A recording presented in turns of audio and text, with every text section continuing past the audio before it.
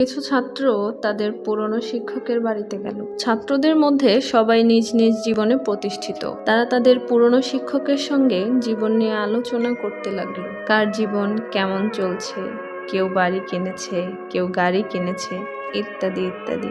এভাবে জীবনের কিছুক্ষণ আলাপ আলোচনা চলার পর শিক্ষক তাদের চা খেতে দিলেন, যার মধ্যে কিছু কাপ চীনামাটির কাপগুলো দেখতে খুব সুন্দর, আর কিছু কাপ ছিলেন প্লাস্টিকের, যা মোটামুটি ভালো, এবং কিছু কাপ ছিল কাগজের, ততটা ভালো না। কাপগুলি দেখার পর ছাত্রদের মধ্যে মজা করা শুরু হয়ে গেল। কেউ বলল চীনামাটির কাপগুলো শুধুমাত্র ভালোদেরই প্রাপ্য।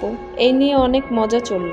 কেউ বলল দেখা করার পরিকল্পনা আমার ছিল, তাই চীনামাটির কাপ আমার প্রাপ্য।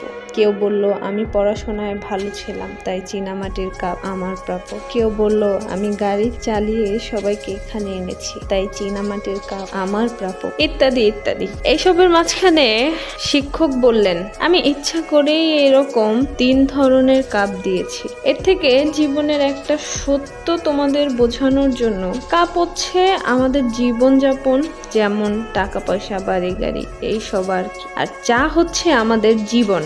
সুতরাং কাপ আলাদা হলেও চা কিন্তু সবার একই। তাই যে কাপেই চা খাও না কেন, চায়ের স্বাদ একই। অর্থাৎ জীবনযাপনের স্ট্যাটাস আলাদা হলেও জীবনের স্বাদ সবারই একরকম।